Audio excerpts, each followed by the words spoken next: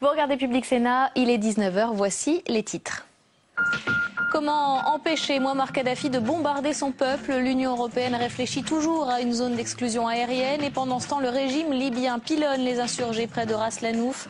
Des émissaires du colonel ont été envoyés au Caire, à Lisbonne et à Bruxelles. Nicolas Sarkozy lui recevra demain 2 émissaires du Conseil de transition libyen. Même pas peur, c'est un visage confiant et rassurant que le président de la République a offert aux sénateurs de la majorité invités à déjeuner à l'Elysée aujourd'hui. Nicolas Sarkozy a relativisé les sondages, donnant le FN en tête pour la présidentielle. Face à la colère des Juifs de France et aux menaces de mort qu'elle dit avoir reçues, la radio juive Radio J annule l'interview de Marine Le Pen qui était prévue ce dimanche. La présidente du FN dénonce des comportements fascistes. Bonsoir et bienvenue, ravi de vous retrouver dans ce 19h. Tout va très bien, Madame la Marquise. C'est un peu le message de Nicolas Sarkozy qui s'est employé aujourd'hui à rassurer les sénateurs de la majorité invités à déjeuner à l'Elysée. Le président de la République a relativisé les sondages et s'est permis d'ironiser sur Dominique Strauss-Kahn. Patrick Jean-Pierre.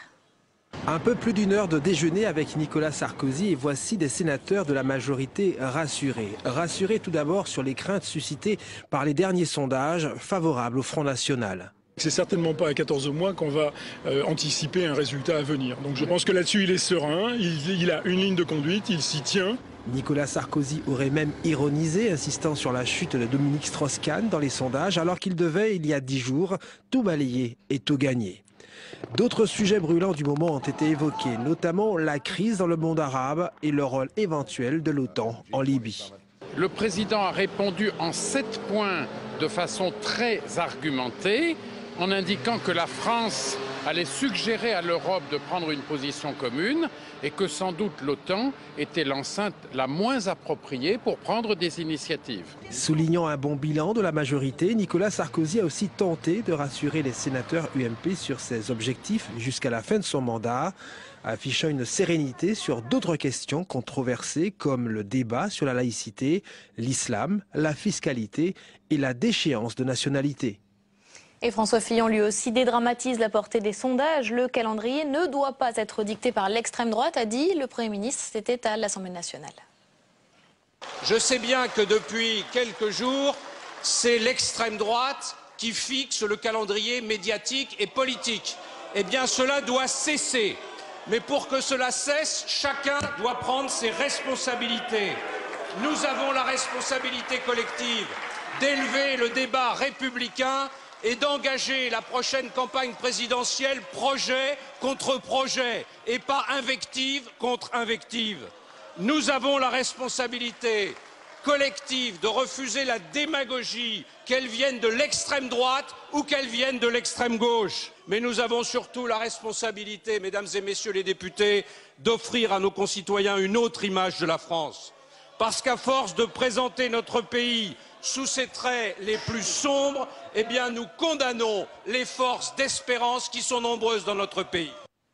Le Premier ministre qui s'est par ailleurs désolidarisé de la députée Chantal Brunel qui a suggéré hier de remettre les immigrés dans des bateaux. Nous n'approuvons pas ces propos, a dit François Fillon. Alors que fera l'UMP en cas de duel FN-PS aux élections cantonales des 20 et 27 mars prochains? Jean-François Copé dit qu'il répondra au soir du premier tour. Pour sa part, le président du Sénat, Gérard Larcher, a déjà tranché. Il votera socialiste à titre personnel.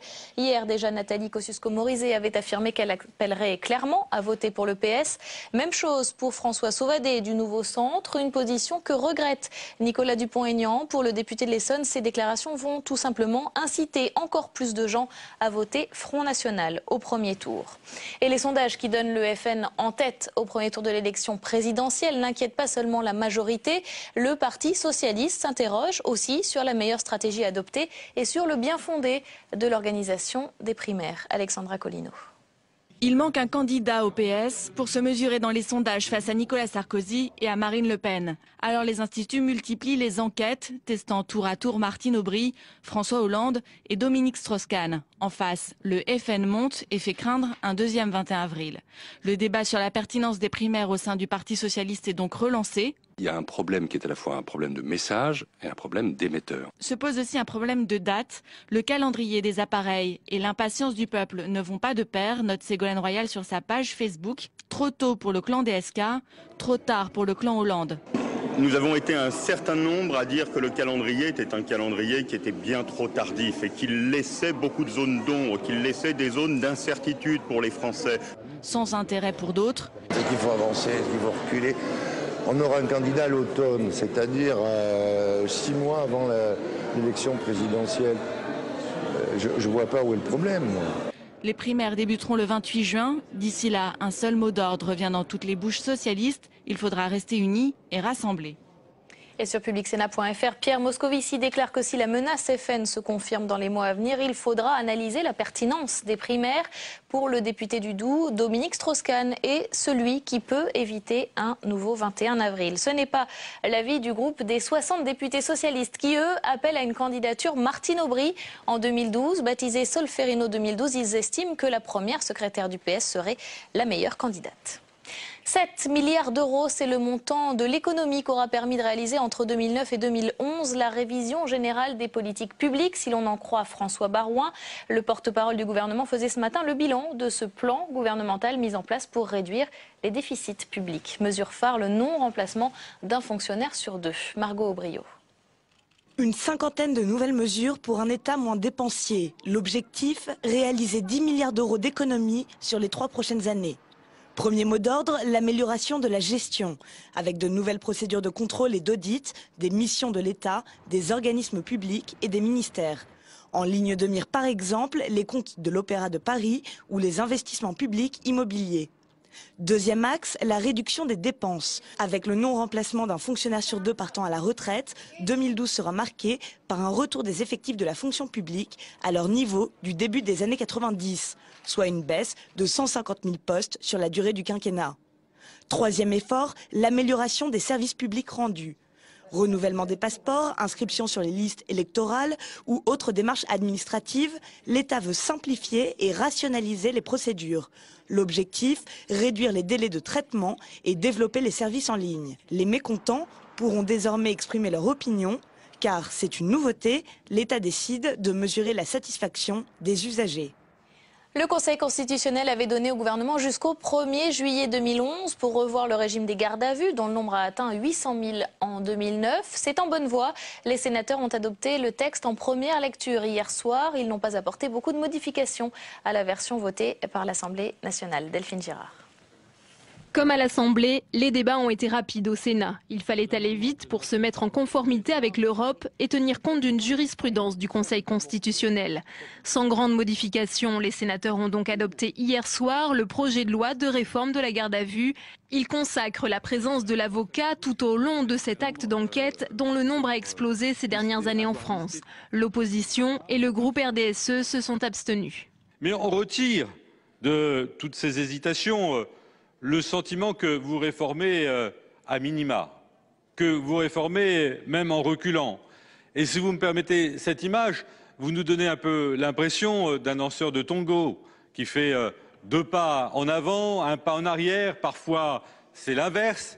D'entrée de jeu, le gouvernement avait montré sa volonté d'aller vite en abandonnant le principe d'une audition libre sans avocat qui faisait polémique. L'audition libre, tant décriée, a disparu. Nous ne verrons plus de personnes placées en garde à vue si elle n'est pas suspectée de faits pour lesquels elle encourt une peine d'emprisonnement et donc si elle n'est pas suspectée de faits d'une réelle gravité. Le respect de la dignité de la personne est clairement inscrit dans la loi. À l'unanimité, les sénateurs ont également refusé de raccourcir le délai qui permet à l'avocat d'arriver. Ce texte doit maintenant être examiné en seconde lecture à l'Assemblée nationale. Plus 7,5%, 273 personnes ont perdu la vie sur les routes françaises le mois dernier. Une mortalité en hausse pour le 2e mois consécutif. Les associations de défense de la sécurité routière tirent la sonnette d'alarme. En Libye, alors que la communauté internationale réfléchit toujours à l'option d'une zone d'exclusion aérienne, les bombardements des insurgés continuent près de Ras Lanouf. Des émissaires de Mouammar Kadhafi ont par ailleurs été envoyés en Égypte et au Portugal avec un message pour l'instant inconnu. Le dirigeant libyen accuse l'Occident de vouloir coloniser son pays pour contrôler le pétrole et brandit le spectre d'Al-Qaïda. Lola Sorrenti. Obligés de battre en retraite sous les tirs d'obus incessants, les forces du colonel Kadhafi accentuent la pression sur les rebelles. Sous les coups des bombardements, les insurgés doivent se replier sur la ville pétrolière de Ras Lanouf. La perspective d'un affrontement direct entre les belligérants semble se rapprocher. Ce qui ressemble de plus en plus à une guerre civile fait craindre le pire. Kadhafi se fait lui aussi plus offensif. Le guide de la révolution accuse l'Occident et notamment la France de complot colonialiste. Il vient d'envoyer des émissaires au Caire, au Portugal et à Bruxelles. On ne connaît pas encore l'objet de ces visites. De son côté, la communauté internationale s'enlise dans un message confus. Alors que la France et la Grande-Bretagne travaillent toujours à la mise en place d'une zone d'exclusion aérienne au-dessus de la Libye, Catherine Ashton, à la tête de la diplomatie européenne, refuse de reconnaître le Conseil national de transition comme la seule autorité légitime en Libye. Aujourd'hui encore, le colonel Kadhafi jure de réprimer dans le sang la rébellion, alors que les morts se comptent déjà par centaines. Et par ailleurs, en Égypte, des centaines de manifestants pro-démocratie réunis place Tahrir ont été attaqués aujourd'hui par des hommes armés de couteaux et de bâtons. Hier soir, des affrontements entre coptes et musulmans ont fait 10 morts. Bonsoir Pierre Vermeuren. Bonsoir. Vous êtes historien du Maghreb à l'université Paris 1. Commençons par l'Égypte d'abord. Comment est-ce que vous expliquez ces violences, ces affrontements? Est-ce qu'on peut craindre une contre-révolution?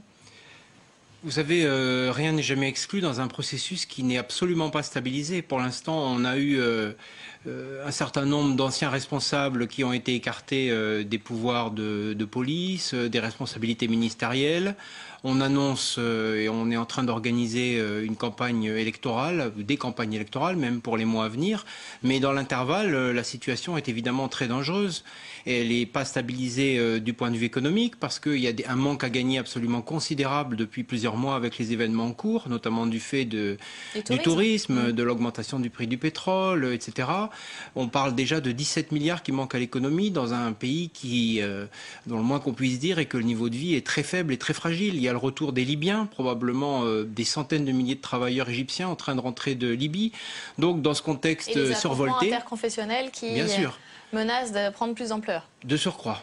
Alors, que dans ce contexte, il y ait des éléments de l'ancien régime ou des milices ou des gens payés par tel ou tel groupe qui essayent d'installer une situation un peu chaotique pour demander une reprise en main des pouvoirs publics et notamment de la police, c'est tout à fait possible, bien sûr. C'est ce qu'on a craint aussi en Tunisie, où on a observé des affrontements un peu similaires plusieurs semaines. C'est passé en Tunisie. Voilà, après la Révolution. Aujourd'hui, en Tunisie, la justice a officiellement dissous le RCD, le parti de l'ancien président Ben Ali. Est-ce que le processus démocratique suit un chemin qui vous semble, en tout cas là, rassurant ? C'est toujours pareil, il y a beaucoup d'incertitudes économiques, il y a évidemment des gens, des groupes, des partis, des organisations liées à l'ancien régime qui ont intérêt à ce que la situation soit un petit peu instable. En même temps, on voit que les manifestants ont obtenu le départ de la totalité des membres de l'ancien gouvernement, du RCD. Le RCD vient d'être dissous. Les élections pour une constituante en juillet ont été annoncées. Et donc maintenant, on va rentrer dans une campagne électorale. Mais là encore, à chaque jour, je dirais, suffit sa peine. Et à chaque jour, des risques sont possibles. Là aussi, des dizaines de milliers de travailleurs sont en train de rentrer de Libye au chômage. Leurs revenus ne vont plus alimenter la population. Et pour l'instant, les aides financières qu'a proposées l'Union européenne sont dérisoires au regard des pertes encourues par l'économie. Donc vous voyez deux schémas similaires en Tunisie et en Égypte? Oui, avec un potentiel de déstabilisation certainement supérieur en Égypte. Des anciens membres du régime? Non, parce qu'on est dans un pays infiniment plus grand, avec une société qui comporte des dizaines de millions d'habitants. Et effectivement, les forces liées à l'ancien régime sont beaucoup plus puissantes qu'en Tunisie, où elles sont quand même peu à peu mises à l'écart. Alors en Libye, on s'achemine vraiment vers une guerre civile. Que signifient à votre avis ces émissaires envoyés par Muammar Kadhafi avec un message mystérieux en Égypte, à Lisbonne, on dit maintenant à Bruxelles? Qu'est-ce qu'ils peuvent bien avoir à dire? Écoutez, moi je ne suis pas dans le secret des dieux et encore moins de Kadhafi, mais il est certain qu'il est aux abois et qu'il fait feu de tout bois. On l'a vu son interview dans la presse française ce week-end, on a vu les menaces, on a vu les menaces sur l'Union européenne, le spectre d'Al-Qaïda, des hordes d'immigrés, etc. Il accuse son peuple de tous les maux, de drogue, etc. Donc il envoie ses mercenaires, il frappe avec ses vieux avions soviétiques, donc il est prêt à tout et bien sûr il essaye... Ça veut dire qu'il est fragile? Incontestablement. Parce que là, il reprend du terrain face aux insurgés qui reculent aujourd'hui. Oui, parce qu'en face, on a une armée avec des pétoires, ou en tout cas même des armes dont elle ne sait pas très bien se servir. Donc c'est une situation... on a à peu près une stabilisation du front, et évidemment, la bataille pour le contrôle des terminaux pétroliers, elle est fondamentale. Il n'est pas capable d'envoyer une armée efficiente qui reprendrait le terrain vite fait face à une armée débandée, et en même temps, face à des groupes pas expérimentés, mais en même temps, il a de quoi faire, il a de quoi payer des mercenaires, il a des armements lourds, il a des avions, des tanks, donc il peut faire très mal, et il va faire mal longtemps parce qu'il n'a pas de solution de repli. Alors qu'est-ce qu'il faut faire? La communauté internationale semble un peu s'enliser. On parle toujours d'une zone d'exclusion aérienne, mais qui n'est toujours pas décidée. Est-ce qu'il faut intervenir, user du droit d'ingérence, comme le dit maintenant Bernard Kouchner? On va avoir bientôt une réunion de l'Union européenne en fin de semaine, mais bon, c'est encore 3 jours de perdu. Une réunion de la Ligue arabe. L'organisation de la conférence islamique s'est prononcée pour une zone d'exclusion aérienne. Ça peut servir à quelque chose, ça?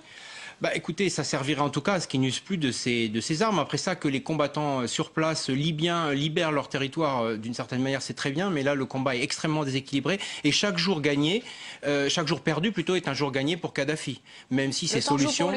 Le temps joue pour lui, parce que tant qu'il peut utiliser des armes lourdes, et notamment des avions, évidemment que c'est en sa faveur. Les autres n'en ont pas. Au Maroc, il y a eu quelques manifestations, rien de comparable avec les révolutions tunisiennes ou égyptiennes, mais le roi Mohamed VI s'adresse ce soir dans un discours télévisé à son peuple. Qu'est-ce qu'il faut en attendre? On parle depuis plusieurs jours d'un changement de Premier ministre, d'un changement de gouvernement. Je pense que les autorités marocaines, suite aux manifestations du 20 février, ont très bien pris conscience du risque de déstabilisation, et donc elles sont en train d'essayer de reprendre les choses en main. Le roi s'exprime rarement à son peuple, donc c'est un discours qui va être très... Non, il ne demande pas son départ, mais il demande des réformes, il demande le départ de certains responsables qui ont été cités nommément dans les manifestations, et on voit qu'au niveau du pouvoir, beaucoup de gestes déjà ont été faits dans l'urgence, le règlement d'un certain nombre de cas de prisonniers, et certainement que cette prise de conscience, elle va aujourd'hui aboutir sur des décisions. Merci beaucoup. Merci beaucoup d'être venu sur ce plateau décrypter les événements dans le monde arabe. On va maintenant parler d'un rétropédalage, ou plutôt d'une tentative de rétropédalage. La proposition de loi de Jean-Pierre Fourcade, examinée en ce moment par les sénateurs, prévoit de supprimer les mesures contraignantes pour les médecins qui avaient été mises en place par la loi Bachelot il y a moins de 2 ans, et qui avaient pour but de lutter contre les déserts médicaux. Mais les membres de la Haute Assemblée ont d'ores et déjà refusé de supprimer l'une de ces contraintes. C'était celle de déclarer ses vacances à l'avance à l'Agence régionale de santé, infligeant ainsi un camouflet au gouvernement. Bérangère Dinglas. Pour trouver des médecins, plusieurs départements ruraux ont décidé depuis quelques années de mettre la main au porte-monnaie. En Charente, depuis 2006, le Conseil général a mis en place un système de bourse pour les étudiants en médecine. Ils touchent 12 000 € pendant leurs 3 dernières années d'études. En contrepartie, ils s'engagent à s'installer au moins 5 ans dans des zones peu pourvues en personnel médical. Une méthode qui commence à faire ses preuves, mais qui coûte cher. Si demain, on doit conduire la même politique en direction des chirurgiens dentistes, pourquoi pas des masseurs-kinésithérapeutes? Je ne suis pas sûr que nous ayons les moyens de le faire, et donc c'est au législateur, effectivement, de décider par des mesures un petit peu plus contraignantes. Mais je comprends que la majorité de droite ne veuille pas prendre à la robe rousse-poil une partie de son électorat. Ancien pharmacien dans l'Allier, le sénateur Gérard Deriot le reconnaît. Difficile de contraindre des professions libérales. Pourtant, il est convaincu qu'on ne résoudra le problème des déserts médicaux qu'en instituant un numerus clausus contraignant. On détermine sur l'ensemble du territoire français le nombre de médecins qui est nécessaire territoire par territoire, et vous interdisez aux gens de s'installer dans des endroits où manifestement il n'y a pas besoin, pour les obliger de ce fait-là à aller dans les endroits où il y a nécessité. Pour les pharmaciens, c'est exactement ce qui se passe. Dans l'Allier aussi, les mesures incitatives fonctionnent, mais la plupart des élus ruraux en sont persuadés, elles ne suffiront pas. Voilà, et sur ce plateau, Jean-Pierre Fourcade, le sénateur auteur de cette proposition de loi. Bonsoir. Bonsoir. Et face à vous, le sénateur Nouveau Centre, Hervé Maurey, qui est opposé. Bonsoir. Bonsoir. Jean-Pierre Fourcade, est-ce que ce rabibocher avec les médecins justifie qu'on encourage en quelque sorte les déserts médicaux? On ne peut pas mettre en place une loi hospitalière aussi importante que la loi de 2009 et mettre en place une territorialisation des soins sans avoir l'appui des médecins libéraux. Donc c'était une mauvaise loi, la loi Bachelot, alors. Ma proposition de loi avait deux objectifs. Le premier, c'est d'apporter un outil pour permettre le regroupement des médecins et des professionnels de santé, kinés, infirmières, etc., et pharmaciens, dans des sociétés interprofessionnelles permettant de recevoir des honoraires, de discuter avec la sécurité sociale et d'organiser la permanence des soins. Ça, c'était l'aspect outils. Et d'autre part, supprimer les contraintes, aussi bien pour le contrat de solidarité que pour les déclarations de vacances, etc. Car je trouve inutile de mettre en place des mesures de contraintes qu'on sera incapable d'appliquer et qui empêchent la mise en place des réseaux médicaux. Voilà quel était l'objet de la proposition. Les décrets n'avaient pas été publiés. Vous y voyez, vous, une visée électoraliste ? Écoutez, il y a un véritable problème de désertification médicale. C'est le journal Le Monde qui a titré « Les déserts médicaux progressent et le gouvernement recule ». Je crois que ça montre bien la situation telle qu'elle est. Dans mon département, j'ai 169 médecins pour 100 000 habitants, quand il y en a plus de 700 en région parisienne ou plus de 400 dans le sud de la France. Donc ça montre bien qu'il faut prendre des mesures et des mesures fortes. Et pour vous, il faut contraindre. Il faut au moins prendre des mesures qui soient des mesures de conventionnement, des mesures qui ne soient pas simplement, des mesures incitatives qui d'abord coûtent très cher, et ça a été dit dans votre reportage, à une époque où l'argent public est rare, l'État met de l'argent, les collectivités mettent de l'argent, la caisse d'assurance maladie met de l'argent, sans que l'on sache absolument pas ce que ça donne. Et moi je crois qu'il faut effectivement prendre des mesures qui soient plus directives, et je me réfère à ce que disait le président de la République Nicolas Sarkozy en 2008, quand il disait en matière de démographie médicale, il faut s'inspirer de ce qui est fait avec les infirmières qui vont qui ne sont pas conventionnées dans des régions où il y a déjà pléthore d'infirmières. Je crois que ce serait une piste comme celle que présentait dans votre reportage le sénateur Doriot, comme d'autres, mais qu'il faut prendre le problème à bras le corps et avoir du courage. Alors on nous dit il faut que ça fonctionne. Moi qui vais sur le terrain, je vous dis que pour que le système fonctionne, il faut des contrats. Et je crois que les médecins sont tout à fait capables de signer des contrats et avec les agences régionales de santé et avec les caisses de sécurité sociale. Il est absurde de vouloir mettre des petits agacements. De même, par exemple, pour les dentistes, on leur demande maintenant de déclarer le prix d'achat de leurs prothèses. Enfin, tout ça n'est pas raisonnable. C'était notamment des pénalités jusqu'à 3 000 € par an pour les généralistes qui refusaient de prêter main forte à leurs collègues. La loi Bachelot a été adoptée il y a à peine plus d'un an. On devait faire une évaluation au mois de juillet de cette année. Sans même attendre l'évaluation, on remet en cause ce texte uniquement parce qu'on considère qu'il est urgent de donner satisfaction aux médecins. Eh bien moi j'ai beaucoup de respect, si vous me permettez de finir, j'ai beaucoup de respect pour les médecins. Ils font des études longues et difficiles, ils ont une tâche qui est pas simple, mais à mon sens, l'intérêt général prime quand même sur l'intérêt des médecins. Et l'intérêt général, c'est l'accès aux soins pour tous et c'est d'éviter que nos territoires ruraux dépérissent totalement. C'est ça pour moi la priorité, même si je fais de la peine à quelques médecins, j'en suis désolé. C'est un poids électoral important, les médecins ? Non, mais c'est pas une affaire électorale, hélas, c'est une affaire de fond. On met en place dans la loi hospitalière, d'une part, une coopération entre les établissements publics et privés et d'autre part des réseaux de soins pour aller jusqu'au bout, jusqu'aux patients. Si on veut que les patients soient soignés, il ne faut pas prendre des mesures autoritaires ou vexatoires, il faut essayer d'avoir un système de contrat, il faut améliorer la formation des médecins et il faut leur donner des outils pour pouvoir se regrouper et être capable de répondre à l'objectif de continuité et de permanence des soins. C'est ça que d'ailleurs le Sénat vient de voter, à part un article pour lequel mon éminent collègue a fait voter son amendement. Tout le reste a été adopté et j'en suis très heureux. J'espère que l'Assemblée l'adoptera rapidement, car sur le terrain, il faut mettre en place les groupements de coopération sanitaire, les communautés hospitalières. Tout ça est en train de se passer dans des conditions relativement normales. Il est inutile d'aller prendre des mesures de contrainte qui n'ont aucun effet sur le terrain. Alors effectivement, vous avez obtenu une victoire. Vous avez évité qu'on supprime la contrainte de déclarer ses vacances à l'avance à l'Agence régionale de santé. Je ne sais pas si c'est une victoire, mais ça montre jusqu'à quel point on va dans cette proposition de loi. Puisque la loi Bachelot avait institué le principe que lorsqu'un médecin s'absente, il doit le signaler au Conseil de l'ordre simplement pour qu'il en soit informé. Eh bien, on voulait supprimer ce dispositif par peur, encore une fois, de contrarier les médecins. Et le Sénat s'y est opposé, et j'en suis très heureux. Mais malgré tout, il faudra aller beaucoup plus loin. Et moi, ce que je demande aujourd'hui, effectivement, cette proposition de loi, elle va être adoptée. Je ne la voterai pas, mais elle sera quand même adoptée.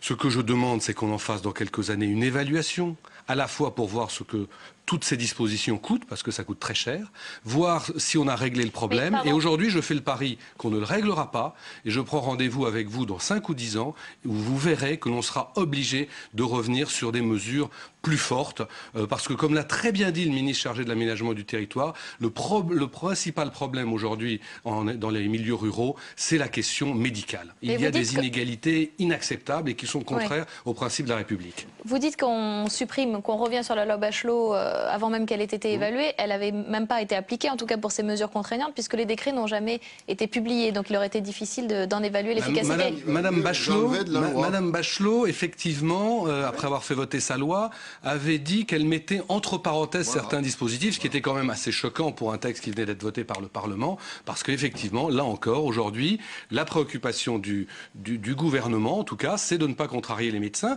Et le président de la République, qui en 2008 avait des déclarations assez fortes comme celles que je viens de rappeler, aujourd'hui dit strictement l'inverse. J'espère que les échéances de 2012 passées, on arrivera à avoir des positions plus fortes. M. Moret ait adopté l'idéologie de nos collègues socialistes et communistes qui veulent absolument encadrer la profession médicale. On se croirait à les écouter que le modèle de la République d'Allemagne de l'Est était le meilleur modèle en matière de santé. C'était aussi ce que voulait l'UMP et Mme Bachelot il n'y a même pas 2 ans. Pas du tout.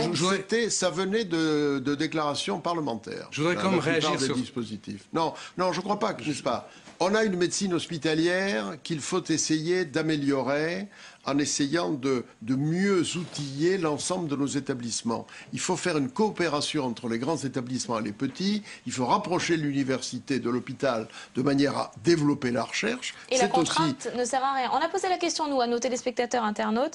Faut-il contraindre les médecins de s'installer dans un endroit où ils ne veulent pas... Enfin non, à s'installer à la campagne, en zone rurale? Oui, à 75% répondent les internautes qui ont... Ça n'a pas valeur de sondage, mais en tout cas qui ont répondu. Pour vous, la contrainte ne sert à rien, elle est inutile. Je crois qu'il faut des mesures incitatives. On a créé dans la loi, et nous l'appliquons, et on va l'appliquer, un système qui permet à des collectivités territoriales ou à des fondations ou à des organisations médicales de faciliter les études médicales contre l'engagement de s'installer à la campagne ou dans des endroits qui sont un peu désertés à l'heure actuelle. Je crois que ce sont des méthodes qu'il faut développer. Les méthodes de contrainte ne sont pas bonnes. Et nous avons un ordre des médecins. J'ai discuté les textes de ma proposition de loi avec le président de l'ordre des médecins, avec l'ordre des médecins. L'ordre des médecins a justement organisé lui-même, en matière de vacances, en matière de remplacement, un certain nombre de dispositifs qui fonctionnent dans certains départements. C'est plutôt cette méthode qu'il faut développer que la contrainte législative inapplicable. Oui, je voudrais répondre quand même au sénateur Fourcade qui veut me faire passer ce soir pour un dangereux bolchevique. C'est un jeu auquel je ne suis pas spécialement habitué, je vous l'avouerai. Mais que les choses soient très claires. Je suis favorable à la liberté d'installation, je suis favorable à la médecine libérale, mais tout cela doit être encadré. En ce domaine, pas plus qu'en tout autre, il faut un libéralisme qui n'ait aucune règle. Il faut une régulation, comme on en accepte en matière financière. Alors en matière financière, quand on régule pas pour faire plaisir aux banquiers. En matière médicale, quand on fait des régulations, il faut avant tout faire plaisir aux médecins. Je pense que ça n'est pas bien. Et je vous le dis, je vous le redis, dans 5 ou 10 ans, on s'apercevra de l'échec total de ces politiques. Merci beaucoup. Si on suit M. Moret, on n'aura plus de médecins. Par conséquent, je crois qu'il vaut mieux garder les médecins. Rendez-vous dans quelques années. Merci beaucoup à tous les deux. C'est la fin de cette édition. Merci à vous de l'avoir suivi. Très bonne soirée et à demain.